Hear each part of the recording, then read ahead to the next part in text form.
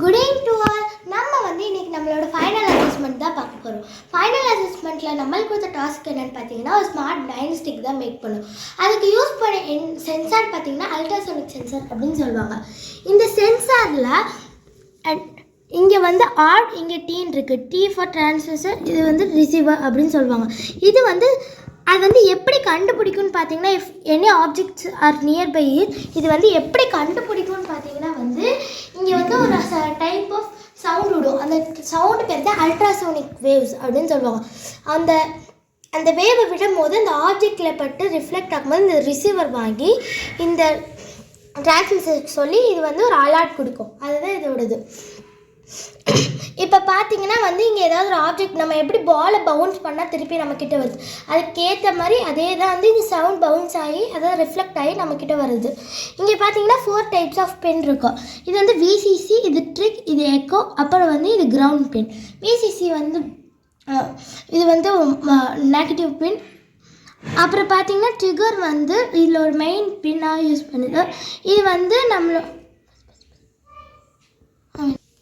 இப்போ நம்ம ட்ரிகர் இதில் ஒரு மெயின் பின். நெக்ஸ்ட்டு பார்த்தீங்கன்னா எக்கோ நான் ஃபஸ்ட்டு எந்தெந்த பின்னை எங்கெங்கே கனெக்ட் பண்ணியிருக்கேன்னு சொல்கிறேன். ஃபஸ்ட்டு விசிசி, இதோட ஃபுல் ஃபார்ம் பார்த்தீங்கன்னா வோல்டேஜ் காமன் கலெக்டர். இது நான் இது ரெட் கலர் இது. இதை நான் இங்கே ரெட் போர்டில் பார்த்தீங்கன்னா நான் J1 கனெக்ட் பண்ணியிருக்கேன். நெக்ஸ்ட்டு பார்த்தீங்கன்னா ட்ரிகர். இந்த ட்ரிகர் எங்கே கனெக்ட் பண்ணியிருக்கேன்னு பார்த்தீங்கன்னா நம்மளோட A1 கனெக்ட் பண்ணியிருக்கு. நம்ம பிரெட் போர்டில் A1 கனெக்ட் பண்ணியிருக்கேன். நெக்ஸ்ட்டு பார்த்திங்கன்னா நம்மளோட எக்கோ நான் A2 கனெக்ட் பண்ணியிருக்கேன். நெக்ஸ்ட்டு பார்த்தீங்கன்னா நம்மளோட கிரவுண்ட் பின். இந்த கிரவுண்ட் பின்னை நான் ஏதாவது நெகட்டிவ் ரயிலில் ஏதாவது ஒரு இடத்துல கொடுத்துக்கிட்டேன். நெக்ஸ்ட்டு பஸ்ஸரை நான் 20 ராஸ்பெரி பிபிக்கோவில் 15th பின், ஆனால் நம்ம பிரெட் போர்டில் 20th பின். அப்புறம் ஒரு கட் வயர் கொடுத்து நெகட்டிவ் ரயிலாக மாற்றிக்கிட்டேன்.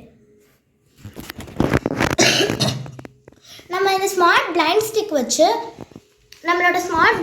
வச்சு என்னென்ன பண்ணலான்னு பார்த்தீங்கன்னா, ஒரு பிளைண்ட் ஏதாவது ஒரு ஆப்ஜெக்ட் இல்லை ஏதாவது ஒரு திங்ஸ் கீழே இருந்துச்சு, அவங்களுக்கு தெரியாதுல்ல, அது ஒரு அலர்ட், அவங்க காது கேட்கும். அவங்க ஹியரிங் பர்சன்ட்டாக இருந்தால் அவங்க அலர்ட் ஆகி ஓகே இங்கே ஏதாவது இருக்குது, இந்த சைடு போவோம் அப்படின்னு சொல்லி அதுக்கு இன்னொரு சைடு போவாங்க.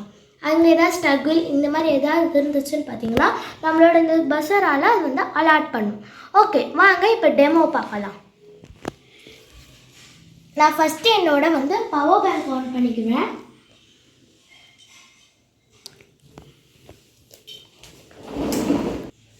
இப்போ நம்மளுக்கு இங்கே இது எலக்ட்ரிசிட்டி போகிறதுக்கு அந்த சிக்னல் தெரியுது.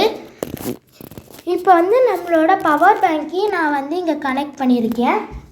வாங்க இப்போ டெமோ பார்க்கலாம்.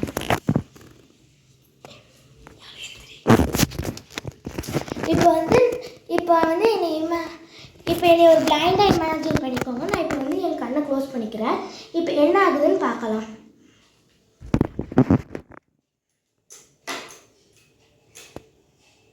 One second.